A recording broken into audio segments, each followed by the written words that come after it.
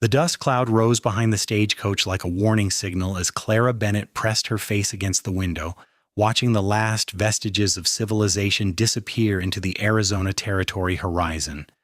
And she wondered if running from Philadelphia's suffocating expectations would prove to be the bravest or most foolish decision of her 22 years. The year was 1878, and the journey from the East Coast had taken 3 grueling weeks of trains, riverboats, and finally this bone-rattling stagecoach that seemed determined to shake every tooth from her skull. Clara's auburn hair had long ago escaped its proper pins, and the fine traveling dress her mother had insisted upon now bore the unmistakable stains of frontier travel. But none of that mattered anymore. She was free, or as free as a woman could be in this untamed corner of the world. The town of Copper Ridge materialized through the afternoon heat like a mirage. Unlike the grand cities Clara had known, this settlement consisted of perhaps 24 buildings clustered along a single dirt road, their weathered wood facades testimony to the harsh desert sun. The stagecoach lurched to a stop in front of a building marked as Henderson's General Store, and Clara gathered her carpet bag with trembling hands. "End of the line, miss," the driver called down. His weathered face creased with concern. "You sure you got folks meeting you here?"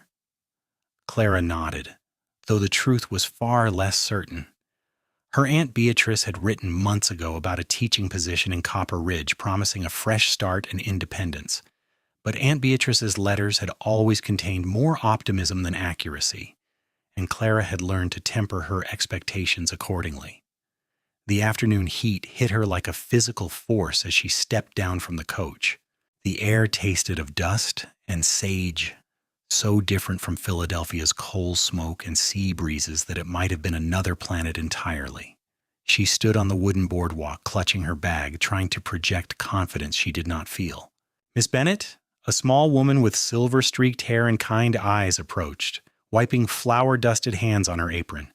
"I'm Martha Henderson. Your aunt sent word you'd be arriving today. Welcome to Copper Ridge." Relief flooded through Clara. "Thank you, Mrs. Henderson. I was beginning to worry my aunt's message had gone astray." "Beatrice is out at the Wilcox Ranch today, tending to Mrs. Wilcox who took a fever last week. She sends her apologies and asked if you'd settle into the boarding house for now. I'll take you there myself." Martha's eyes traveled over Clara's impractical dress with maternal concern. "But first, let's get you something cool to drink. You look about ready to melt." Inside the general store, the temperature dropped mercifully. Clara sipped water from a tin cup while Martha bustled about gathering supplies and chatting with the steady stream of customers who filtered through. Clara observed them all with fascination. Weathered ranchers, sunburned miners, Mexican vaqueros, and Chinese laborers all mingled with an ease that would have been impossible back east. This was the frontier, where survival mattered more than social standing. "That there is Silas Crawford," Martha said quietly, gesturing toward a tall man examining rope near the back of the store. "Runs a small spread about 5 miles north, keeps to himself mostly, though he comes into town regular enough for supplies." Clara glanced over and found herself studying the man with interest. He stood well over 6 feet with broad shoulders that filled out his worn cotton shirt. His dark hair curled slightly at the collar, and several days' worth of stubble shadowed his jaw. But what caught her attention most was the gentle way his calloused hands tested the rope's strength, methodical and patient. As if sensing her gaze, Silas looked up. His eyes were startling, a clear gray that seemed to assess everything in a single glance. For a moment their gazes locked, and Clara felt an unfamiliar flutter in her chest. Then he tipped his hat politely and returned to his examination of the merchandise.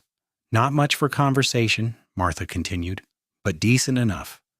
Lost his parents to cholera when he was 16 and managed to hold on to the family ranch through sheer determination. That was 8 years ago, and he's built it into something respectable, even if he works himself near to death doing it." Clara wanted to ask more, but a commotion outside drew everyone's attention. Loud braying and the sound of something crashing preceded a string of creative cursing. "That would be Amos," Martha said with a sigh. "Silas's mule." They rushed to the doorway to find a rangy gray mule standing in the middle of the street, a broken hitching post trailing from his rope. The animal's ears were pinned flat against his skull, and he was eyeing the gathering crowd with clear malice. "That damned animal," one cowboy muttered, backing away carefully. "He is meaner than a rattlesnake with a toothache." Silas emerged from the store, moving with resigned purpose. "Amos! Amos! You ornery son of a gun! What did you do now?" The mule's ears flicked forward at his owner's voice, but he did not approach. Instead, he turned and trotted down the street, trailing the broken post behind him like a trophy. Clara watched Silas's shoulders sag with exhaustion. Without thinking, she set down her cup and stepped off the boardwalk. "Miss Bennett, I wouldn't," Martha warned, but Clara was already moving. She'd grown up visiting her grandfather's farm in Pennsylvania, where a particularly stubborn pony had taught her patience. Animals, she had learned, responded better to understanding than force. She approached the mule slowly, keeping her body language relaxed. "Hello there," she said softly. "You must be Amos. That is a fine name for a distinguished gentleman such as yourself." The mule's ears swiveled toward her, curiosity replacing aggression. Clara kept walking, slow and steady, her voice maintaining that same calm tone. "I imagine it gets rather tiresome standing in the hot sun waiting while your human conducts his business. And that rope around your neck, I am sure that chafes something terrible." She was close enough now to extend her hand. Amos stretched his neck, nostrils flaring as he sniffed her fingers. Clara remained perfectly still, letting him investigate. "I am new here too," she continued. "Everything is strange and hot and nothing smells right. It makes one want to kick up a fuss, does it not?"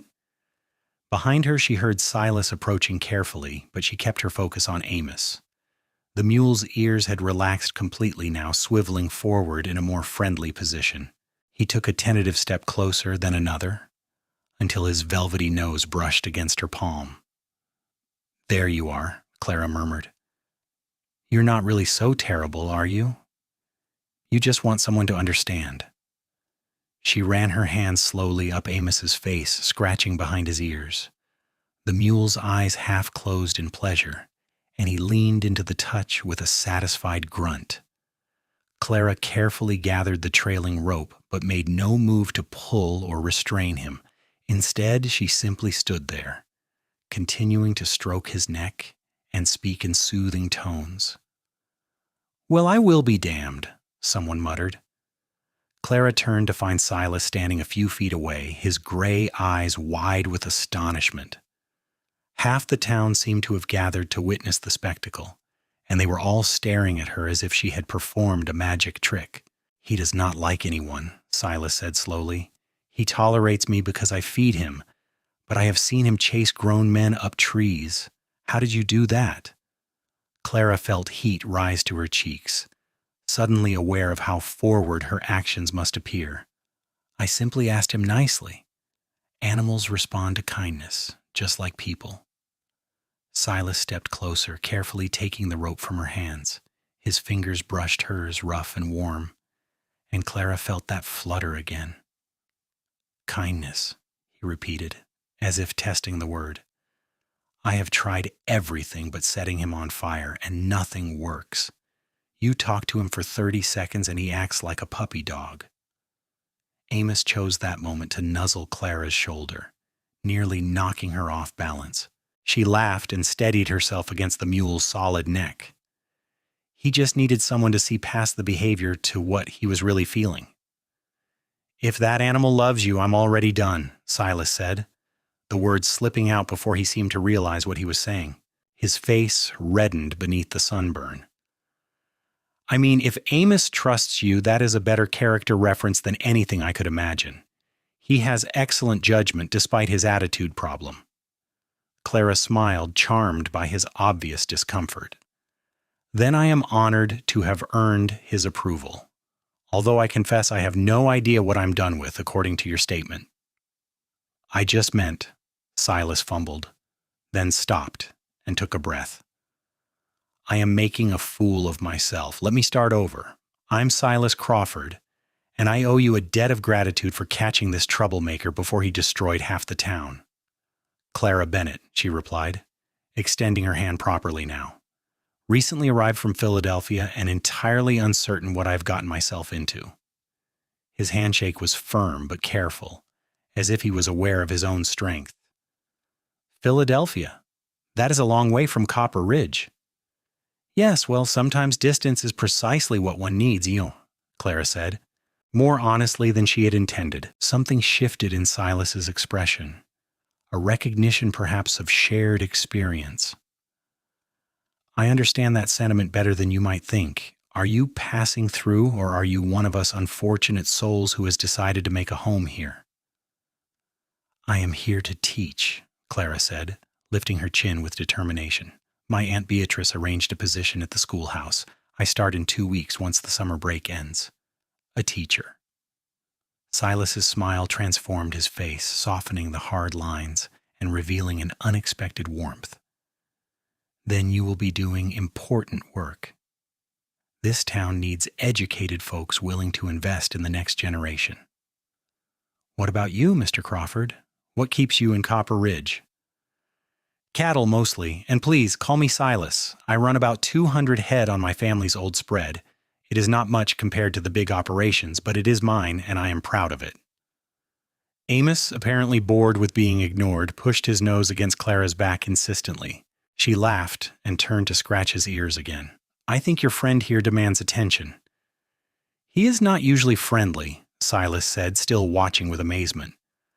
"I got him 3 years ago from a trader who swore he was gentle. Turned out the man's definition of gentle differed significantly from mine. But Amos is strong and tireless, even if he has the temperament of a caged badger. I keep him because underneath the attitude, he is a good animal." "You see past the behavior to the truth beneath," Clara said softly. "That is a rare quality in people." Their eyes met again, and this time neither looked away immediately. The moment stretched, charged with something Clara could not quite name. It felt like possibility, like the beginning of something she had not known she was seeking. Martha's voice broke the spell. "Miss Bennett, if you are finished taming wild beasts, we should get you settled before the sun gets any hotter." Clara stepped back reluctantly. "Of course. Mr. Crawford, I mean Silas. It was a pleasure meeting you. And you too, Amos." The mule brayed softly, almost mournfully, as she walked away. Clara resisted the urge to look back, though she could feel Silas's gaze following her down the street. The boarding house was a 2-story structure at the edge of town, run by a widow named Mrs. O'Brien, who greeted Clara with brisk efficiency. The room was small but clean, with a narrow bed, a washstand, and a window overlooking the main street. Clara unpacked her few belongings while Mrs. O'Brien explained the house rules: meals at set times, no visitors in rooms, rent due weekly. That evening, Clara joined the other boarders for supper. There were 6 of them: 2 miners, a bank clerk, a widow with a young daughter, and a traveling salesman. The food was simple but plentiful: beef stew with fresh bread and canned peaches for dessert. The conversation flowed around her while Clara ate and listened, learning the rhythms of this new place. After supper, she sat on the porch watching the sun paint the desert sky in shades of orange and purple. The heat had eased with the approaching night, and a breeze carried the scent of sage and distant rain. It was beautiful in a way that Philadelphia had never been: raw and honest and real. "Quite a show you put on today," a voice said. Clara turned to find a woman about her age settling into the chair beside her. She had thick black hair pinned in a practical bun and warm brown eyes that sparkled with humor. "I'm Elena Martinez," the woman continued. "I run the bakery 2 doors down. Everyone is talking about how you charmed Silas Crawford's devil mule." "It was hardly that dramatic," Clara protested. "I simply spoke to him kindly." "In this town, that counts as high drama," Elena said with a laugh. "We do not get much excitement beyond the occasional bar fight or mining dispute. A pretty stranger taming Amos is the most interesting thing to happen in months." Clara blushed at the word pretty, but felt herself warming to Elena's easy friendliness. I did not mean to cause a scene. The poor animal just looked distressed. Well, you made an impression. On the mule and on Silas. Elena's smile turned knowing. I saw the way he looked at you, like he had just discovered something he did not know he was searching for. You are imagining things, Iskrua, Clara said, but her heart betrayed her with its quickened pace. We spoke for all of 5 minutes. Sometimes 5 minutes is enough. Elena stood and brushed off her skirt. Anyway, I wanted to introduce myself and invite you to stop by the bakery tomorrow. First pastry is on the house for new arrivals. It is tradition. Thank you. I would like that very much. Elena paused at the door. And Clara, Silas is a good man. Quiet and probably too serious for his own good, but honest and hardworking. If you are interested, you could do far worse in this town, or any town for that matter. She disappeared inside before Clara could formulate a response. Interested? Was she interested? She barely knew the man. Yet she could not deny the way her thoughts kept circling back to gray eyes and gentle hands and that unguarded moment when he had said, if that animal loves you, I'm already done. The next morning, Clara woke early and made her way to Elena's bakery. The smell of fresh bread drew her inside like a physical pull. Elena greeted her with a warm smile and a plate containing a sugar-dusted pastry that melted on Clara's tongue. This is incredible, Clara said around her second bite. Did you learn to bake in Copper Ridge? My mother taught me, Elena replied, kneading dough with practiced efficiency. She learned from her mother, who learned from hers. My family has been in Arizona territory for 4 generations, long before the Americans arrived. The recipes are old, passed down through the women in my family. That must be wonderful, having such deep roots. Elena's expression softened. It is, though it came with challenges. My mother married an Anglo man, my father, and some people never forgave her for that. But they built a life anyway, and they taught me that love matters more than what others think. Clara helped Elena arrange pastries in the display case while they talked. She learned that Elena was 23, unmarried by choice, and determined to build her bakery into something that could support her independently. They discovered shared passions for books and heated debates about women's suffrage that would have scandalized Clara's Philadelphia social circle. You should join us for church on Sunday, Elena said as Clara prepared to leave. It is the social hub of Copper Ridge. Everyone attends, even the notorious heathens like Silas Crawford. Clara's pulse jumped at his name, which Elena definitely noticed based on her knowing smile. I will be there, Clara promised. She spent the rest of the week exploring Copper Ridge and preparing for her teaching position.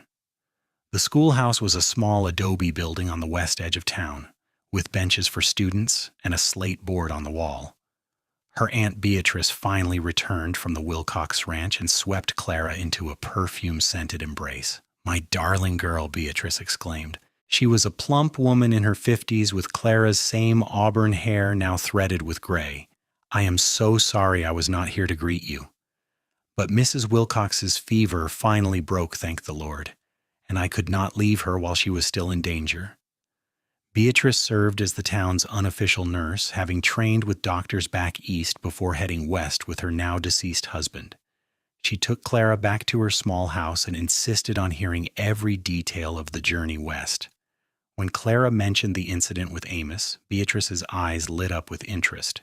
Silas Crawford, Now there is a fine young man. Works himself too hard, but his heart is in the right place. And for Amos to take to you like that, well, that is remarkable. That mule has bitten 3 people that I know of. He just needed patience, Clara said, trying to sound casual.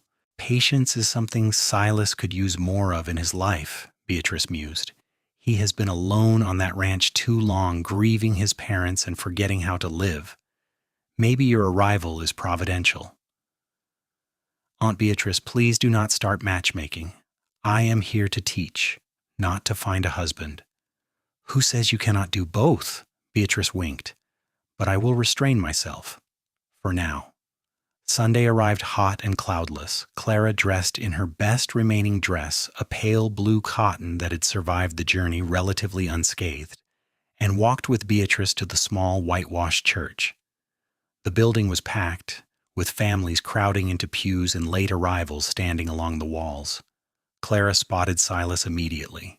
He sat near the back, looking uncomfortable in a clean shirt and string tie.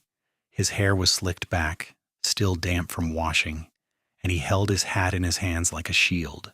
When his eyes found hers across the crowded room, his face transformed with a smile that made Clara's breath catch. The service was simple and heartfelt, led by a circuit preacher who traveled between settlements. Afterward, the congregation spilled into the churchyard where tables had been set up for a potluck dinner. Clara found herself swept into introductions, meeting ranchers and merchants and their families in a dizzying whirl of names and faces. She was helping Elena arrange pies on a table when a shadow fell across them. Clara looked up to find Silas standing there, hat in hand, looking nervous. "Miss Bennett," he said formally, "I wonder if I might have a word with you." Elena made a show of suddenly needing to retrieve something from her wagon, leaving them alone. Clara's heart hammered as Silas shifted his weight, clearly working up to something. "I wanted to thank you again," he began, "for handling Amos the other day, and to apologize if my comment was forward. I have been thinking about it all week, worried that I offended you." "You did not offend me," Clara assured him. "I found your honesty refreshing, actually. People back east rarely say what they truly mean." Relief washed over his features. "I am not good at talking around things. Life out here tends to strip away the fancy words until you are left with just the truth." "I like that about this place," Clara said. "I like that about you." The admission hung between them, bold and dangerous. Silas's eyes darkened with something Clara was beginning to recognize as attraction. "Miss Bennett, Clara, if I may be so bold, I would like to call on you. Properly, I mean. Court you, if you would allow it." Clara's mouth went dry. They had known each other less than a week, yet she felt certain of this in a way she had never felt about anything before. "I would like that very much, Silas." His smile could have lit the desert. "Truly? I know I am just a rancher with more debts than prospects, but I am a hard worker, and I would treat you with respect." "Silas," Clara interrupted gently, "I did not come all the way from Philadelphia seeking wealth or status. I came seeking a life that was true and meaningful. Something tells me I might find that with you." He reached out as if to take her hand, then remembered where they were and dropped his arm. "Would you allow me to drive you home after the dinner? I brought the wagon instead of riding today." "I would be delighted." They returned to the gathering, but everything had changed. Clara felt hyper-aware of Silas's presence as they ate and talked with others. She caught him watching her multiple times, and each time their eyes met, the air seemed to crackle between them. The afternoon sun was tilting toward evening when Silas finally handed Clara up into his wagon. The seat was worn but clean, and she noticed he had swept out the wagon bed and even brought a cushion for her comfort. They rolled out of town heading toward Beatrice's house, but Silas took a longer route that wound through the desert hills. "I hope you do not mind the detour," he said. "I wanted to show you something." They crested a rise and Silas pulled the wagon to a stop. Before them the desert stretched out in shades of gold and purple, mountains rising in the distance like ancient sentinels. The sky was beginning its sunset transformation, and the whole world seemed painted in fire. "It is beautiful," Clara breathed. "I come here sometimes when the ranch feels too empty," Silas said quietly. "It reminds me that I am part of something bigger than my own struggles." Clara turned to study his profile. "Do you ever regret staying? You must have been so young when your parents died. You could have sold the ranch and made an easier life elsewhere." "I thought about it," he admitted. "Those first few years were brutal. I barely knew what I was doing, and creditors were circling like vultures. But this land, it is in my blood now. My father cleared that south pasture with his own hands. My mother planted the cottonwoods by the house. Every inch of that ranch has a story. and I could not let those stories die. That is beautiful, Silas, and brave. He shook his head. Not brave, just stubborn. Same quality that makes Amos such a trial, I suppose. Clara laughed. How is the devil mule, by the way? Ornery as ever with everyone else, but he has been asking after you. At least, I think that is what all the mournful braying means. Perhaps I could visit him sometime. And the ranch, I mean, if that would be proper. Silas turned to face her fully, his gray eyes intense. Clara, I know we barely know each other. I know I should take this slower, follow all the proper rules of courtship. But out here, life is uncertain. I learned that when my parents died. So I am going to speak plainly. I have not stopped thinking about you since you walked into my line of sight at Henderson's store. You took my breath away, and then you tamed my untamable mule, and I realized that maybe I had been waiting for you without even knowing it.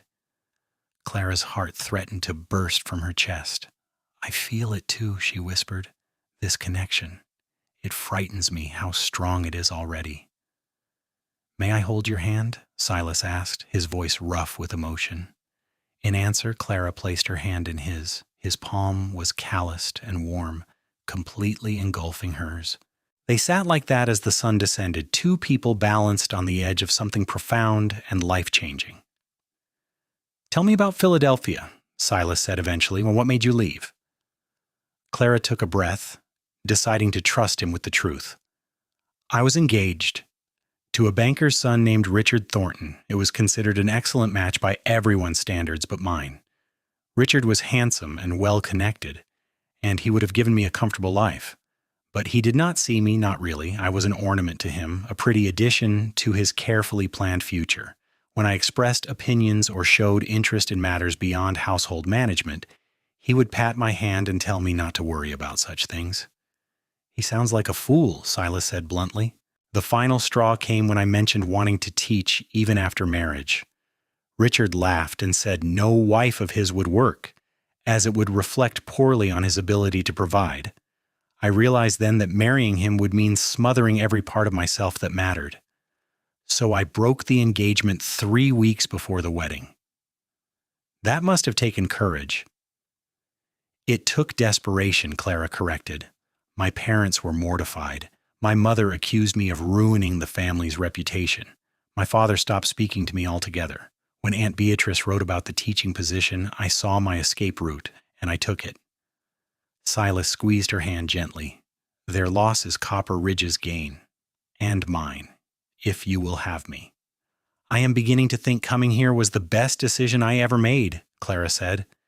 They talked until the stars emerged, sharing stories and dreams and fears with an honesty that felt revolutionary. Silas told her about the loneliness of running a ranch alone, about falling asleep over ledgers and waking before dawn to mend fences.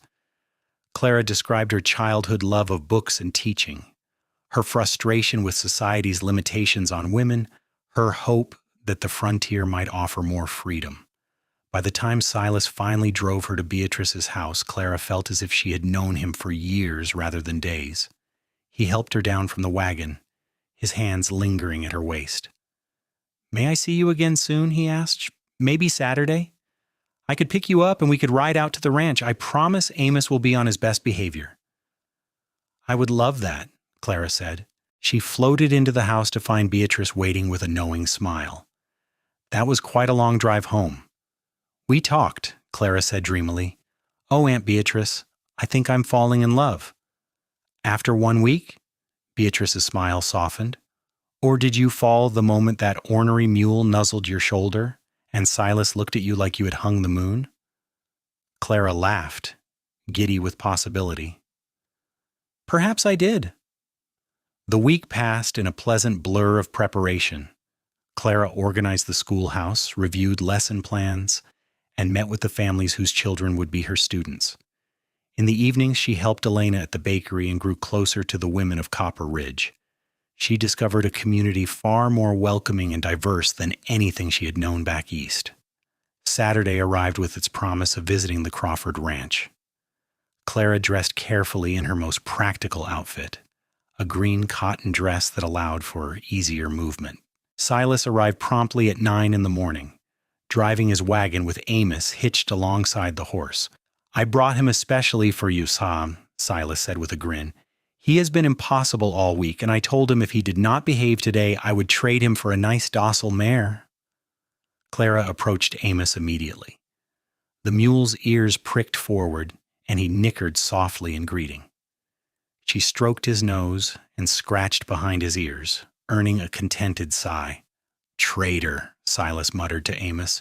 "You save all your affection for her and give me nothing but grief." "He knows I appreciate him," Clara said, planting a kiss on Amos's velvety nose. The mule's eyes half closed in bliss. The ride to the ranch took about 40 minutes. The land grew wilder as they traveled, the desert scrub giving way to grassland where cattle grazed. Silas pointed out landmarks and explained his operation. He ran a mixed herd of longhorns and some newer stock he was experimenting with, trying to breed cattle better suited to the harsh climate. The ranch house came into view as they crested a hill.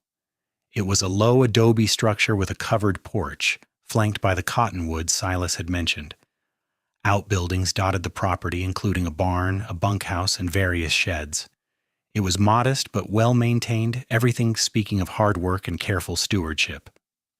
"It is not much," Silas said, suddenly uncertain, "but it is home." "It is wonderful," Clara said honestly. She could see the beauty in it, the potential. More than that, she could see Silas's love for this place in every detail. He helped her down and led her on a tour. The house was spare but clean, with furniture his father had built and quilts his mother had sewn. Silas had clearly struggled to maintain it alone, with dust gathering in corners and dishes stacked by the wash basin. But the bones were good, the structure sound.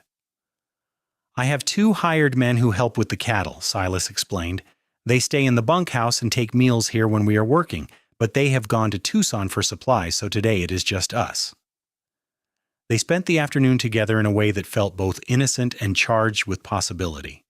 Silas showed Clara the cattle operation, introduced her to his horse scout, and took her to see the spring that provided water for the ranch. They ate a simple lunch of bread, cheese, and apples sitting on a blanket by the spring, their conversation flowing easily. "I have a confession," Silas said as they packed up the remains of their meal. "I have been terrified all week that you would come out here, see how isolated and rough it is, and realize you had made a mistake entertaining my courtship." Clara reached over and took his hand, bold in a way that would have been unthinkable a month ago. "Silas Crawford, I crossed a continent to escape a life of empty comfort. This place, your ranch, it has meaning and purpose. That is worth more to me than any mansion in Philadelphia." "You say that now," he said, but he was smiling. "Wait until winter when the wind howls through and we are snowed in for days." "Then we will keep each other warm by the fire," Clara said, then blushed at her own forwardness.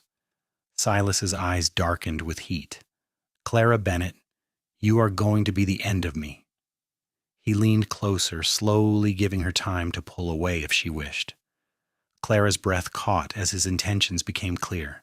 She tilted her face up in invitation, and then his lips were on hers, gentle and questioning. Clara had been kissed before, chaste pecks from Richard that had left her cold. This was different. This kiss was warm and tender and full of promise. She leaned into it, her hand coming up to rest against Silas's chest where she could feel his heart hammering. When they finally broke apart, both were breathing hard. Silas rested his forehead against hers. "I have been wanting to do that all week," he admitted. "I have been wanting you to," Clara replied. They stayed by the spring a while longer, stealing kisses between conversations, learning each other. Eventually, reluctantly, Silas said they should head back before sunset. The ride home was quieter but comfortable. Clara tucked against Silas's side with his arm around her shoulders. "Will you come to the ranch again?" he asked as they neared town. "Often? I know you will be starting teaching soon, but perhaps on weekends?" "I would like nothing more," Clara assured him. Over the following weeks, they fell into a pattern. Clara threw herself into teaching, discovering that she loved it even more than she had imagined. Her students ranged from 6 to 14, children of miners and ranchers and merchants, all hungry for knowledge. She taught reading, writing, arithmetic, history, and geography, watching young minds expand with satisfaction that filled her soul. Her evenings and weekends belonged to Silas. He drove into town multiple times a week on various errands, always finding time to visit Clara. They took long walks, shared meals at the boarding house, and spent hours talking on Beatrice's porch. On Saturdays, weather permitting, Clara rode out to the ranch.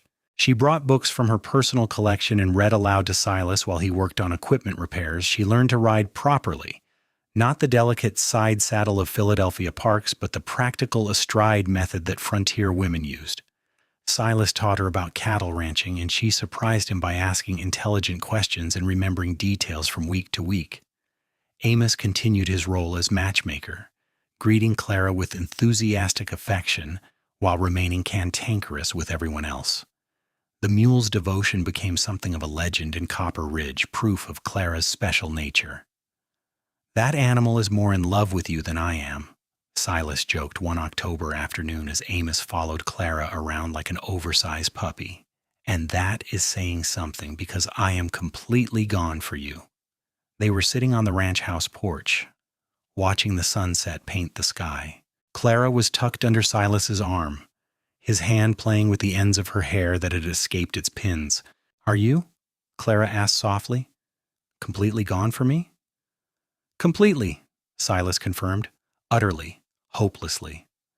I love you, Clara Bennett. I think I have loved you since you walked up to my devil mule and saw past his bad behavior to the lonely animal underneath. You see things clearly, the truth beneath the surface. You saw Amos. You saw this ranch. God help me, you somehow see me." Clara twisted in his arms to look up at him, her heart so full it felt like it might burst. "I love you too, Silas. I did not think I could fall so hard so fast, but here we are. You make me braver than I knew I could be. When I am with you, I feel like I could do anything." "Marry me," Silas said suddenly. "I know it has only been 3 months. I know we should wait longer to be proper, but Clara, I do not want to wait. Life is uncertain out here. I want to wake up next to you every morning. I want to build a future together, raise cattle and children, and grow old watching sunsets from this porch. Marry me, please." Clara's eyes filled with tears. "Yes. Yes, Silas, I will marry you. I cannot imagine anything I want more." He kissed her then, deep and thorough, a kiss full of promise and passion. When they finally broke apart, both were grinning like fools. "I do not have a ring yet," Silas said. "I have some money saved. I will get you something proper." "I do not need a ring," Clara said. "Just you. Just this life we are building." "You will have both," Silas promised, "and a wedding that the whole territory talks about." They were married 6 weeks later in the Copper Ridge Church, on a crisp December morning with the whole town in attendance. Elena served as Clara's maid of honor, and one of Silas's hired men stood up as his best man. Beatrice wept happily throughout the ceremony, and even Amos made an appearance, decorated with ribbons for the occasion. Clara wore a simple white dress that Elena and Beatrice had helped her sew, with wildflowers in her hair. Silas looked handsome and slightly terrified in his best suit, his hands shaking as he slipped the gold band onto her finger. But his voice was steady as he said his vows, promising to love and cherish her for all their days. When the preacher pronounced them man and wife, Silas kissed Clara with such enthusiasm that the congregation broke into applause and laughter. They processed down the aisle hand in hand, Mr. and Mrs. Crawford, ready to begin their life together. The reception was held at the ranch, with neighbors bringing food and music for dancing. Someone produced a fiddle and another a harmonica, and they played reels that had people stomping and clapping. Clara danced with Silas until her feet ached, then danced some more because she could not bear to stop. As the stars emerged and the celebration continued, Silas pulled Clara aside. "Ready to begin our marriage, Mrs. Crawford?" "More than ready, Mr. Crawford." He swept her into his arms, making her laugh, and carried her toward the house. Behind them, someone shouted congratulations and others took up the call. Amos brayed long and loud, as if adding his blessing to the union. Inside, the house glowed with lamplight.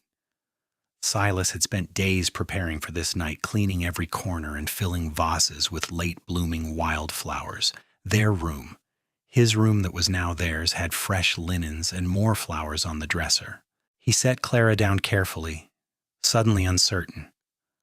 "I want tonight to be perfect for you. I want everything to be perfect." Clara reached up and touched his face, feeling the slight stubble on his jaw. "It already is perfect. You are perfect. This life is perfect." They came together then with a passion that had been building for months, learning each other with hands and lips and whispered words. Clara had been frightened of this part of marriage, Richard having treated their few kisses as distasteful obligations. But with Silas, everything felt natural and right. He was gentle but passionate, patient with her inexperience, making sure she felt cherished and desired. Afterward, they lay tangled together in the narrow bed, skin against skin, hearts still racing. Silas traced patterns on Clara's bare shoulder with his fingertips. "Are you happy?" he asked quietly. "Deliriously," Clara assured him. "I did not know life could feel like this, like everything is exactly where it should be." "I used to think happiness was something other people experienced," Silas admitted. "After my parents died, I just focused on survival, work, eat, sleep, repeat. I forgot how to feel joy. Then you walked into my life, and suddenly everything had color again." Clara kissed his chest right over his heart. "We are going to build such a beautiful life together." They fell asleep wrapped around each other, the sounds of the celebration filtering through the windows, growing quieter as guests departed. Outside, Amos settled in his stall with a contented sigh, as if he too was satisfied with how things had turned out. The first months of marriage brought both challenges and deep satisfaction. Clara moved her belongings to the ranch and set about making the house a home. She scrubbed and organized, sewed curtains for the windows, and planted a small garden near the kitchen. She continued teaching, making the daily ride into town on a gentle mare Silas bought for her. The rhythm of ranch life suited her in ways she had not expected. She learned to cook on the wood stove, improving through trial and error until she could produce meals that made Silas groan with pleasure. She kept the accounts, her neat hand transforming Silas's chaotic record-keeping into organized ledgers. She even learned to help with the cattle when extra hands were needed, discovering a satisfaction in physical labor that her old life had never offered. Silas bloomed under her care and companionship. The deep lines of worry that had bracketed his mouth eased. He laughed more, smiled often, and sang while he worked. His hired men commented on the change, joking that marriage agreed with him. The winter was mild by frontier standards, though Clara learned quickly what cold meant in this high desert country. She and Silas spent long evenings by the fire, reading together or simply talking. They made love frequently, learning each other's bodies and preferences with growing confidence and pleasure. Spring arrived with wildflowers carpeting the desert and new calves dotting the pastures. Clara discovered she was pregnant in April, her monthly courses failing to arrive, and morning sickness confirming her suspicions. She told Silas one evening after supper, watching nervously for his reaction. He stared at her for a long moment, processing. Then a grin split his face, and he let out a whoop that probably carried all the way to town. He picked Clara up and spun her around until she was dizzy and laughing. "We are having a baby," he kept repeating. "A baby, Clara. We are going to be parents." "I hope you are pleased," Clara said, though his reaction made that clear. Pleased does not begin to cover it. He set her down carefully, suddenly worried. "Are you feeling well? Should you be standing? Do you need to sit down?" Clara laughed at his concern. "I am fine. Women have been having babies since the beginning of time. I am healthy and strong, and I have Aunt Beatrice to help." Beatrice was indeed thrilled at the news, immediately launching into preparations. She shared advice on managing pregnancy symptoms and promised to be present for the birth. Elena baked celebration pastries, and the women of Copper Ridge offered their own wisdom and support. Clara continued teaching through the spring, only stopping when her condition became obvious and the journey grew too uncomfortable. The school board agreed she could resume after the baby was old enough, a progressive stance that Clara appreciated. Summer heat descended as Clara's belly grew. She moved more slowly, her back aching and her ankles swelling. Silas fretted constantly, trying to prevent her from doing any work. Clara tolerated his concern with patient humor, knowing it came from love. "I am pregnant, not made of glass," she reminded him when he tried to stop her from gathering eggs. "I need to stay active." "I know, but what if something happens? What if you fall or get hurt?" "Then we will deal with it together," Clara said firmly, "but wrapping me in cotton wool will not help anyone." Labor started on a hot August afternoon while Silas was out checking the northern fence line. Clara had been feeling odd all day, with irregular pains she dismissed as false labor. When her water broke while she was making bread, she realized the baby had other ideas about timing. She sent one of the hired men racing for Beatrice while the other went to find Silas. Then she retreated to the bedroom and focused on breathing through contractions that were coming faster now, building in intensity. Beatrice arrived within the hour, taking charge with the calm efficiency of experience. "First babies usually take their time," she assured Clara. "We have hours yet, most likely." But Clara's baby had inherited both parents' stubbornness. The labor progressed rapidly, intense and overwhelming. Clara clung to Beatrice's hand and tried to remember to breathe.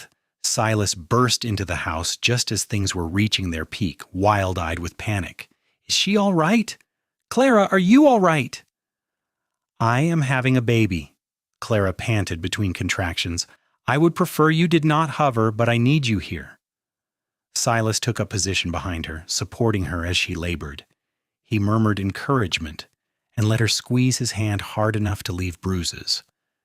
When Beatrice announced it was time to push, Clara bore down with all her strength, determined to meet this child she and Silas had created. The baby arrived just as the sun was setting, emerging into the world with an indignant wail. Beatrice caught the slippery bundle and laughed with delight. "It is a boy, a healthy, perfect boy." She placed the baby on Clara's chest, and Clara looked down at the tiny red-faced creature with overwhelming love.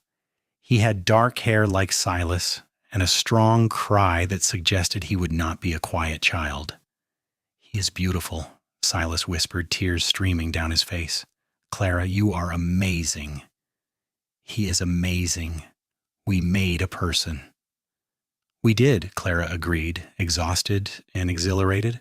"What should we name him?" They had discussed names for months without reaching a decision. Now, looking at their son, Silas said, "What about James? After my father, James Benjamin Crawford."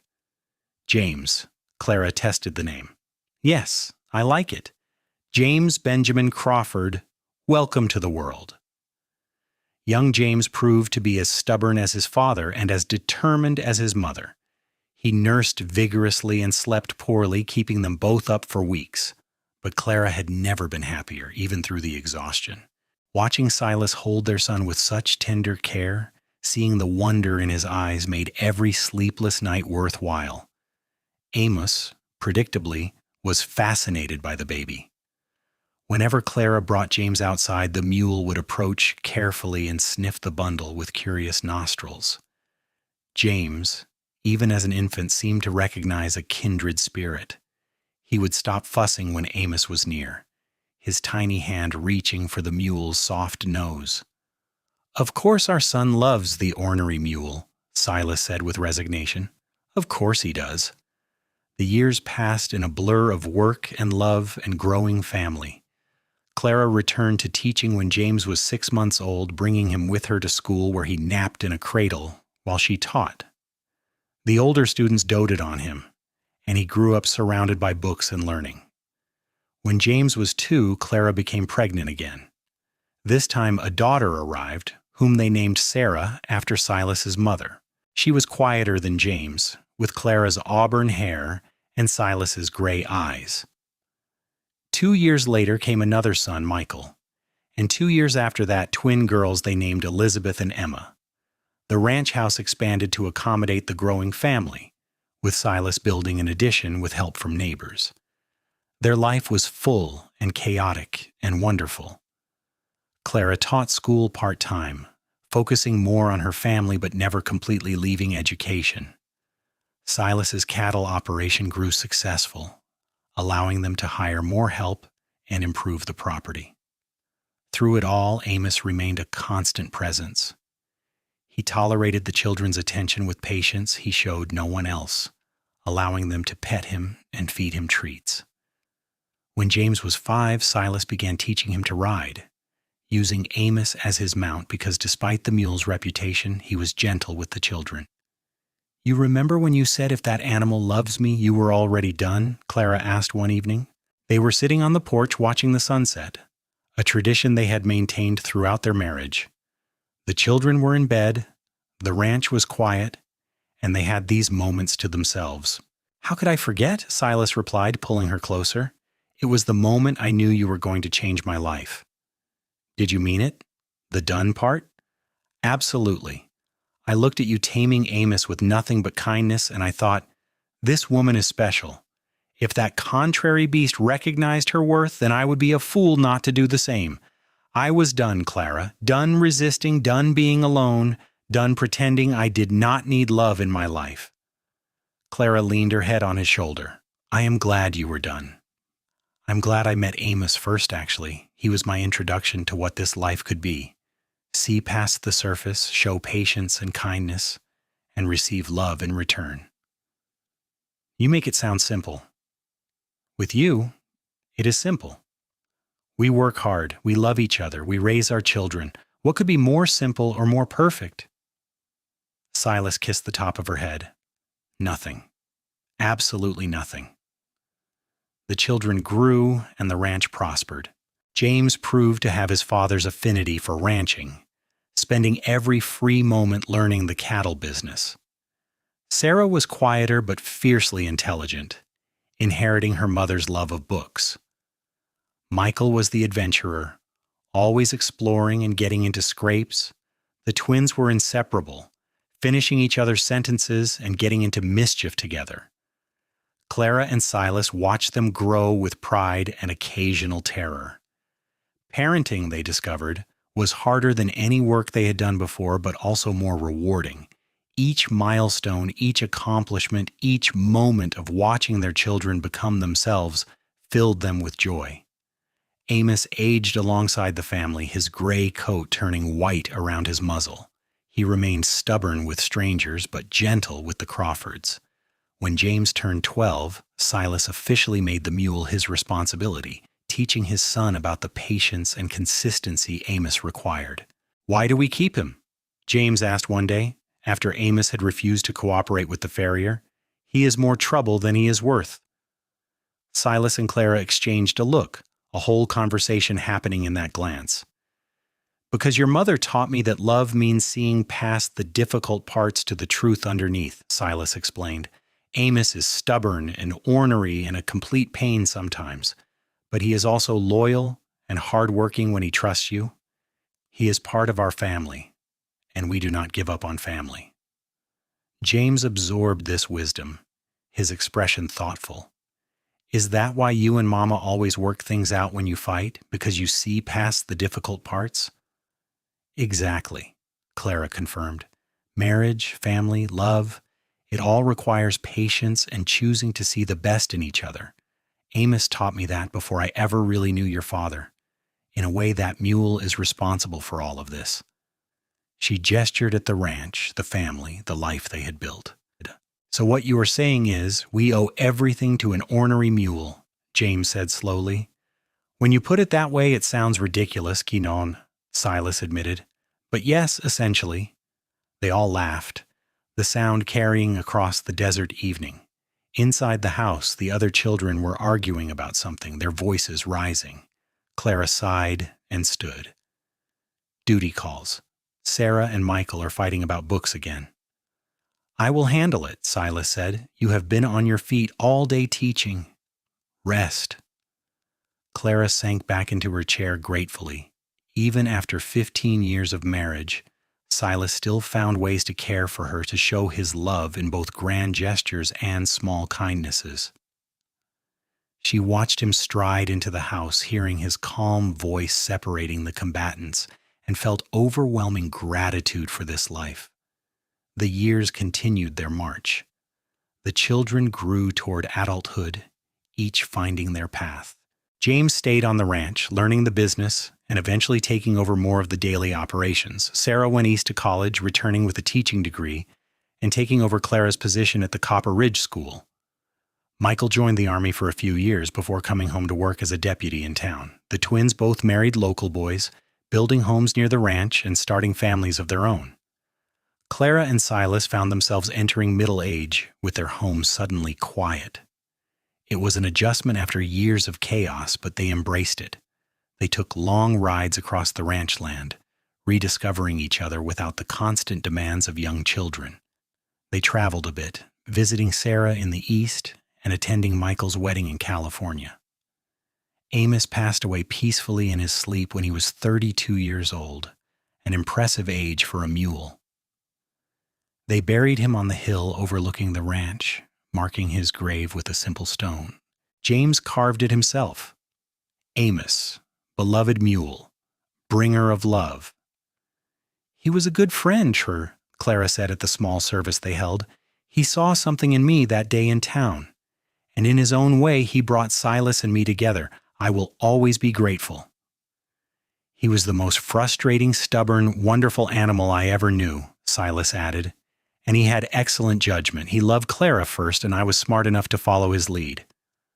Life without Amos was strange, but the ranch adapted. They got other animals, other mules even, but none quite measured up to the original.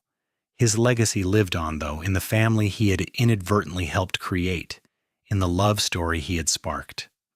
Clara retired from teaching at 60, ready to focus on her growing brood of grandchildren. Silas stepped back from the ranch's daily operations, letting James take full control while he served as advisor. They spent their days puttering around the property, tending Clara's expanded garden, and spoiling grandchildren who visited regularly. One evening, 35 years after that first meeting in Copper Ridge, they sat on their porch watching another sunset. Clara's hair was fully gray now, pulled back in a simple bun.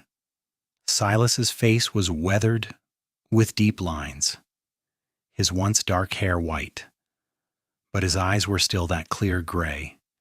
And when he looked at Clara, they still held the same wonder they had that first day. "Do you ever regret it?" Clara asked, "when proposing so quickly? We barely knew each other." "Never," Silas said firmly. "Not for a single moment. You are the best thing that ever happened to me, Clara Crawford. You took a lonely, grieving rancher and taught him how to live again. You gave me a family, a home, a purpose beyond mere survival." "You gave me freedom," Clara countered. "You saw me as a partner, an equal. You supported my teaching. You listened to my opinions. You treated me like my thoughts mattered. That was the greatest gift you could have given me." "We gave each other everything," Silas concluded. He stood and extended his hand. "Dance with me." "There is no music," Clara pointed out, but she took his hand. "We will make our own." They swayed together in the fading light, two people who had built a life from scratch, who had weathered droughts and harsh winters and the difficulties of raising 5 children. Through it all, the foundation remained solid, built on that initial spark of recognition and deepened through decades of choosing each other every day. Inside the house, they could hear James's family arriving for dinner, their grandchildren's voices calling for them. But they took this moment, just the two of them, remembering how it had all started with an ornery mule and a woman brave enough to show him kindness. "If that animal loves you, I'm already done," Clara quoted softly. "Those might be the most romantic words anyone ever said to me." Silas laughed. "I panicked when I said that. I thought I had revealed too much too soon." "You revealed exactly enough," Clara assured him. "You showed me that you were honest and real and different from any man I had ever known. You showed me that maybe, just maybe, I had found where I was meant to be." "And had you?" Found where you were meant to be? Clara looked around at the ranch they had built together, at the house full of family, at the desert stretching out under the painted sky. She looked at her husband, the man who had kept every promise he ever made to her. Yes, she said simply, I found exactly where I was meant to be. The next decade brought more grandchildren and eventually great-grandchildren. Clara and Silas became beloved fixtures in Copper Ridge, their love story entering local legend. Young couples would point to them as proof that true love existed, that partnership and respect could sustain a marriage through decades. Clara's health began to fail in her early 70s, her heart growing weak. Silas refused to leave her side, carrying her to the porch each day so she could feel the sun and see the land she loved. On one of those days, with the whole family gathered, Clara asked them all to come close. I want you to know, she said, her voice thin but clear, that every day of my life with you all has been a gift.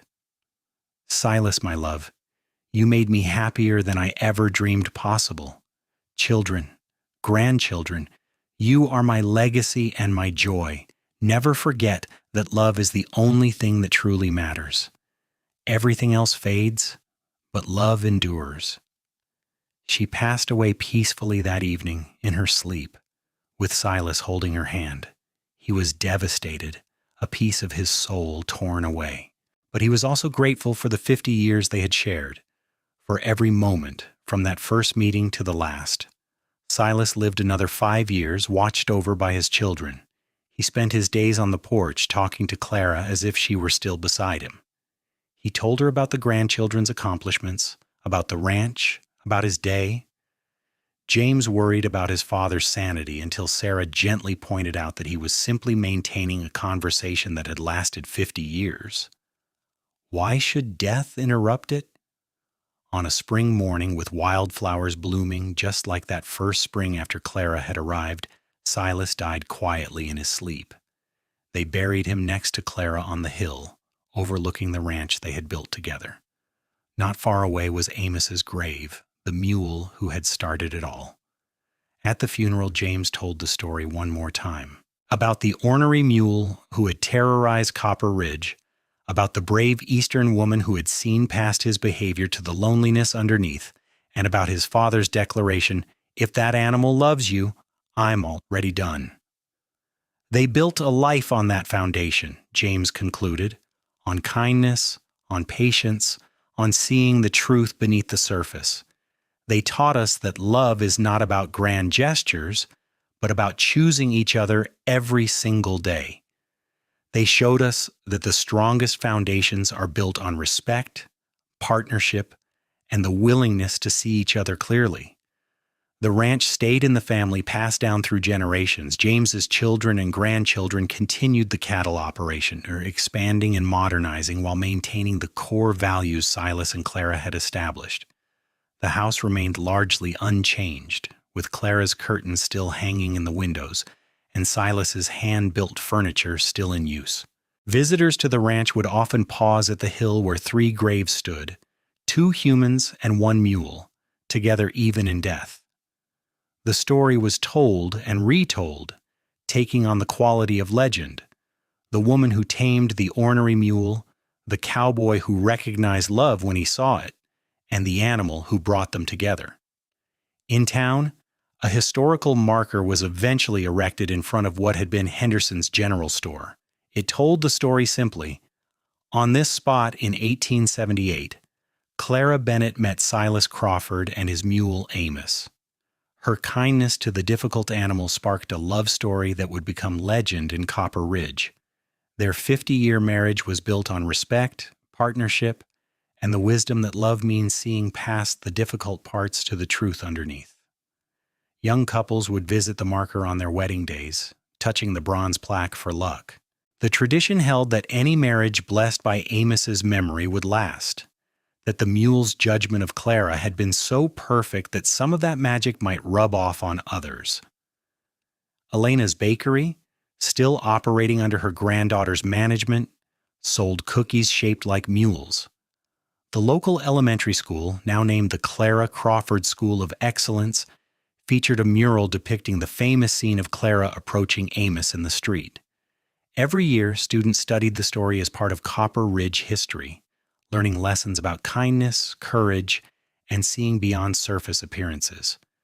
The Crawford family remained active in the community, generation after generation. They carried forward the values Clara and Silas had embodied: hard work, integrity, generosity, and love. The ranch prospered, but more importantly, it remained a home filled with warmth and laughter and the echoes of the couple who had started it all. On quiet evenings, when the desert breeze whispered through the cottonwoods Silas's mother had planted so long ago, ranch hands swore they could hear voices on the porch. An old couple talking and laughing, the sound of contentment and enduring love. The house itself seemed to hold the memory of their presence, a peaceful feeling that made everyone who visited feel welcomed and safe. James kept his parents' bedroom preserved exactly as they had left it, though he moved into the ranch house after their deaths. His own children and grandchildren would visit that room, seeing the simple furniture, the faded quilts, the photographs on the dresser chronicling a life well lived. It became a shrine of sorts, not to death but to love, a reminder that extraordinary relationships could be built from the most ordinary moments. The wedding quilt that Copper Ridge women had made for Clara and Silas, now fragile with age, was displayed in a glass case in the town museum. Next to it were Clara's teaching materials, Silas's account ledgers showing the ranch's growth, and a worn leather bridle that had belonged to Amos. These artifacts told the story more eloquently than words, of hard work, dedication, love, and community. Historians eventually took interest in the story, seeing it as a perfect encapsulation of frontier life. Books were written using Clara and Silas as examples of the partnerships that had built the West. Academic papers analyzed their marriage as a model of equality unusual for the time. Documentary filmmakers visited Copper Ridge, interviewing descendants and filming the ranch. Through it all, the essential truth remained simple. A woman had shown kindness to a difficult animal. A man had recognized that kindness as evidence of extraordinary character. They had fallen in love, built a life, raised a family, and created a legacy that endured long after they were gone. The land remained marked by their presence. The cottonwoods grew tall and thick, providing shade for great-great-grandchildren who played in the same yard where Clara and Silas had walked. The spring still flowed, watering cattle whose bloodlines traced back to Silas's original herd. The desert stretched out forever, beautiful and harsh and eternal. And on the hill, 3 graves stood as testimony: 2 humans who had loved deeply and well, and 1 ornery mule who had possessed the wisdom to recognize something special when he saw it.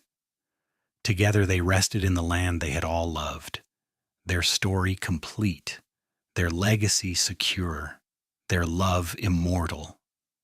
In the end, the story of Clara, Silas, and Amos became more than just local legend. It became a reminder that love can start in the most unexpected ways, that true partnership requires seeing past surfaces to the heart beneath, and that sometimes the greatest romances begin with the simplest acts of kindness. It showed that the frontier was built not just by cowboys and ranchers and farmers, but by the partnerships they formed, the families they created, and the love that sustained them through hardship. Clara had come west seeking freedom and found love. Silas had been alone and grieving and found healing. Amos, the ornery mule who loved no one, had opened his heart to a kind woman, and in doing so changed the course of multiple lives. Together, the 3 of them had created something beautiful and enduring. Proof that the strongest foundations are built on unexpected beginnings and nurtured through decades of daily choosing. Their story lived on, told around campfires and dinner tables, written in history books and whispered by lovers. It reminded everyone who heard it that love is not about perfection, but about seeing each other clearly and choosing connection anyway. It showed that respect and partnership matter more than passion, though passion certainly helps. It demonstrated that the best marriages are built on friendship, trust, and the willingness to face life's challenges together. And so the legacy continued, generation after generation, each one adding their own chapters while honoring the foundation Clara and Silas had built. The Crawford Ranch remained. The town of Copper Ridge prospered, and the story of an ornery mule and the love he inspired became immortal, proof that sometimes the smallest moments create the greatest love stories, and that the heart knows truth even when the mind cannot yet comprehend it. The sun continued to set over the Arizona desert, painting the sky in those same shades of orange and purple that Clara and Silas had watched together for 50 years. The land endured, shaped by their presence, marked by their love, holding their memory in every grain of sand and blade of grass. And somewhere, in the whisper of wind through cottonwoods and the distant call of cattle, their story continued to echo, timeless and true, a testament to love that transcends even death itself.